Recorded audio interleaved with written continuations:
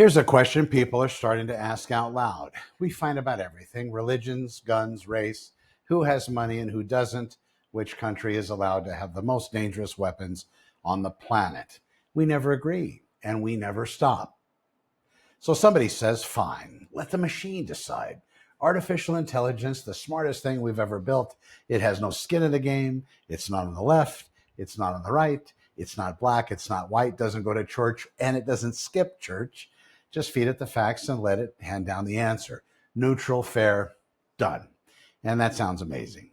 And also understand that AI is controlled by human beings, not autonomous, not conscious, not self aware, at least from what we know about what's happening behind the scenes, which probably isn't much. But we're talking about as it is currently being controlled by humans, humans in charge, at least to some level. AI, it's also the most dangerous idea of the whole era if we want to give it control. And by the end of this, I think you're going to see exactly why. Step by step, nothing left on the table. So let me start by clearing up what artificial intelligence even is, because most people picture the wrong thing.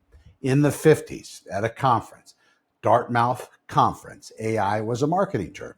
Somebody came up with it and it stuck. Artificial intelligence, two words. Artificial means man-made, not natural. Intelligence means the ability to figure things out. Put them together and you've got a man-made system that figures things out. People shorten it to two letters, AI. When you hear AI, that's all it means, man-made thinking. And it also carries a connotation to not being as good as the original, which would mean it probably can't achieve what humans can achieve. And that could be a dangerous thing. But let me get into this. Now, here's the part nobody tells you. The kind of AI everybody's talking about right now learned to do what it does by reading. Read a huge chunk of everything humans have ever written: books, websites, arguments, seen every movie, listened to every tape, every video, every CD, comment sections, all of it. Then it learned to predict what words come next based on all that human writing. It learned from us. Every word it knows, it got from a human first. The fact is going to matter more than anything else I say today. Now let's talk about two kinds of problems in the world, because this is the whole ball game and almost nobody separates them. The first type, and the kind I'll call the truth problem. A truth problem has a real answer sitting out there in reality, whether we like it or not. How far is the moon? What's 2 plus 2? What kills this specific cancer cell? There is a correct answer. We might not know it yet, but it exists. Reality already decided. We're just trying to find it. For truth problems, being smarter helps a lot. A smarter machine can search faster, spot patterns we miss, test more possibilities. If the answer is really out there, more brain power gets you closer to it, and that's real. The second kind is called a values problem, and this is completely different. The values problem is not about what's true, it's about what matters, what's fair, what's sacred, what's worth more than something else. And here's the thing that breaks people's brains.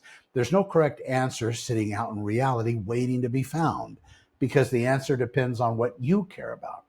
And people care about different things. Let me make that concrete. It is more important to be free or to be safe. That's not a fact question. There's no number you can measure. Some people would give up a little freedom for more safety. Some people would rather die before they give up an inch of freedom. Neither one is doing the math wrong. They just want different things.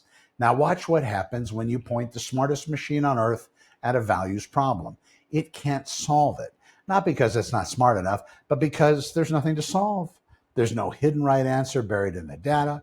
When two people fight over what's fair, they're not both reacting or reaching for the same fact and fumbling with it. They just want different things.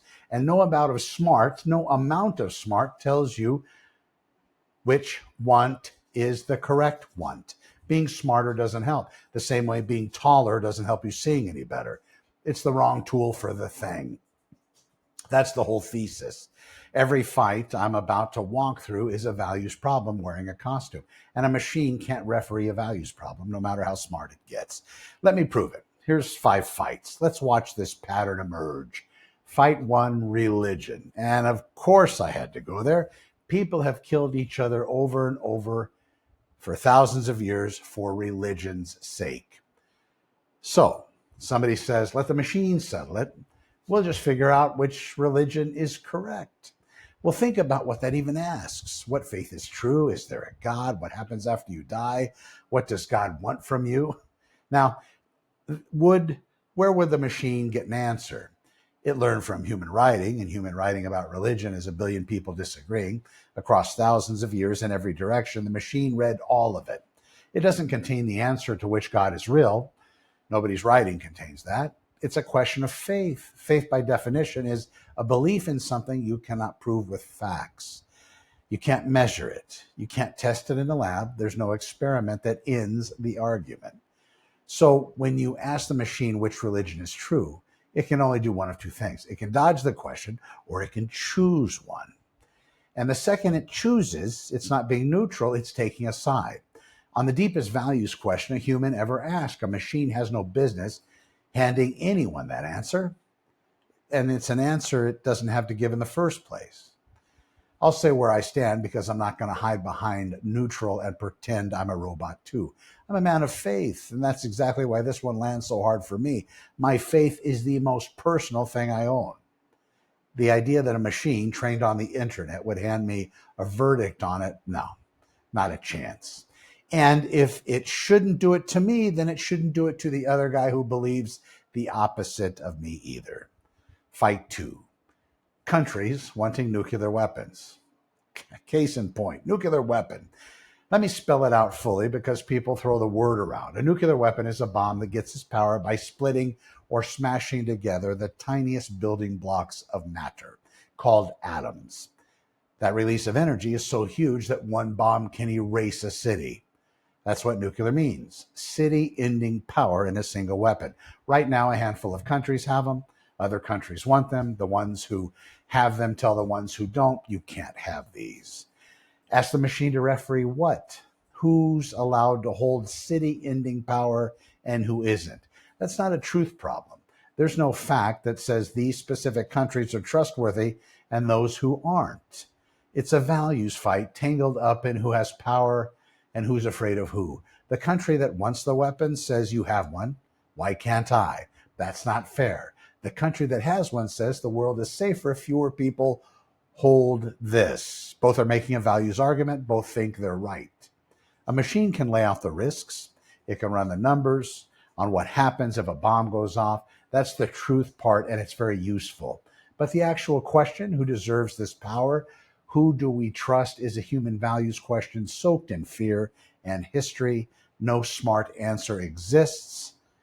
There's just what different people are willing to accept. Fight number 3, guns.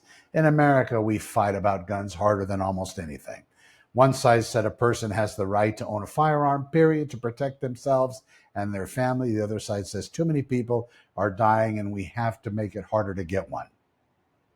So we'll ask the machine to settle it. And here's the trap. The machine can tell you facts, how many guns exist, how many people were hurt, what happened in other countries when they changed their laws. All of those are truth problems and they're all very useful. So let's bring all those to the table, but the fight isn't about the facts. The fight is about what matters more, your freedom to protect yourself or the goal of fewer people getting hurt. Both of those things people hold sacred. When they collide, there's no formula that spits out the winner. You're weighing freedom against safety, and how you weigh it depends on what you value. The machine read millions of people screaming both sides. It doesn't contain the tiebreaker. Nobody's writing does.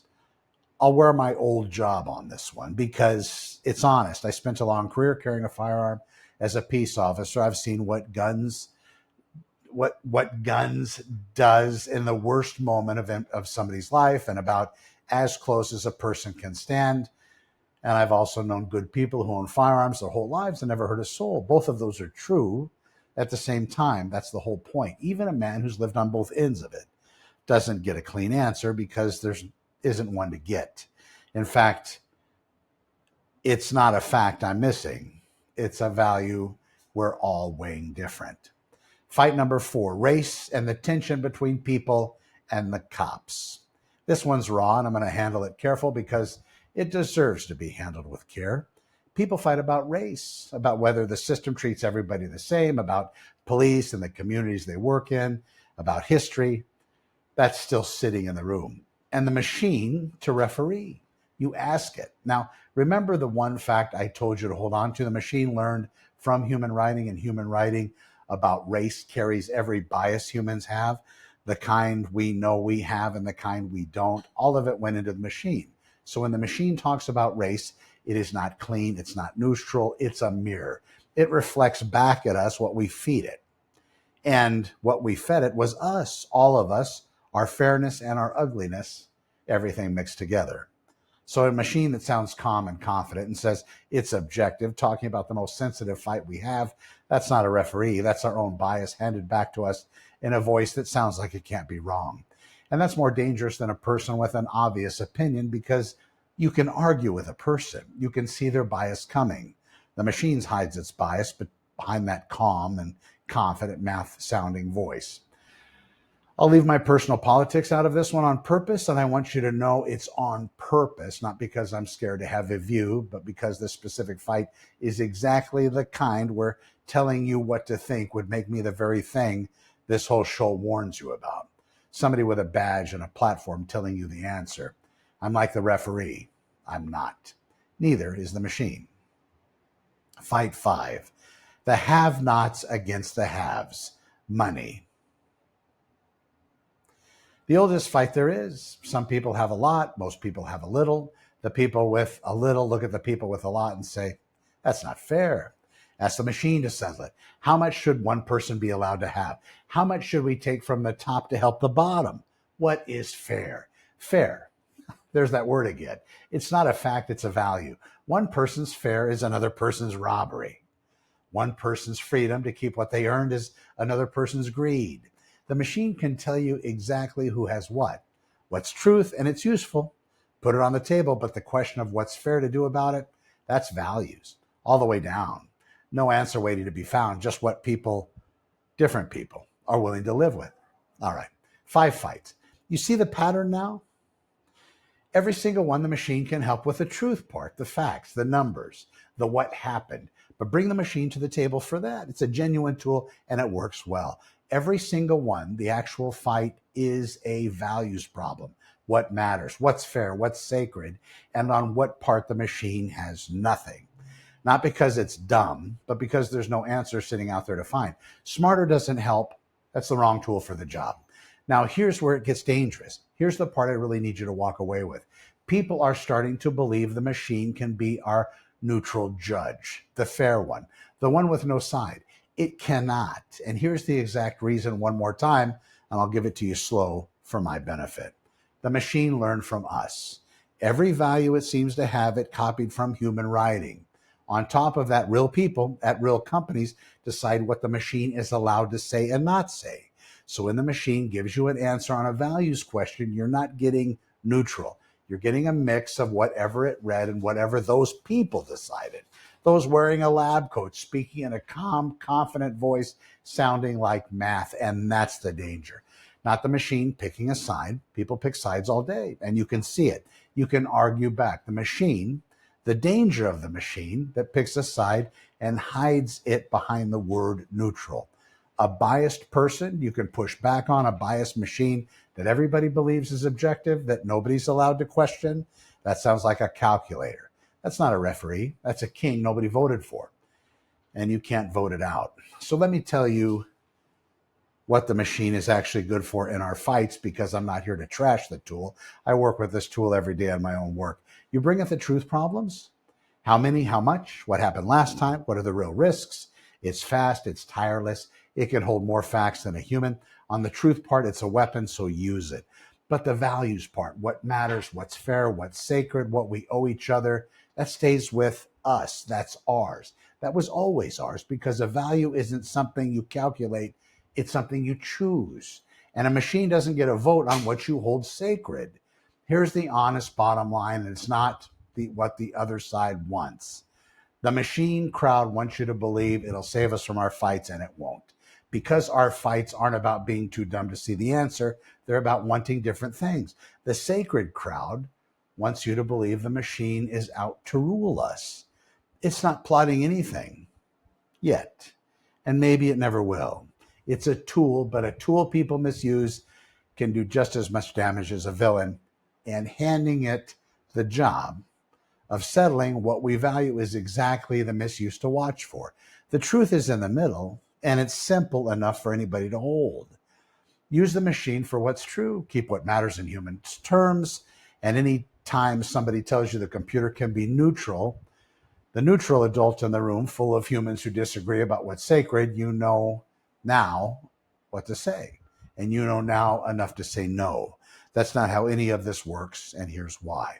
You get it now. This puts you ahead of most people arguing about it and every one of the people selling it. You be careful out there. I appreciate you watching, and we'll see you in the next one.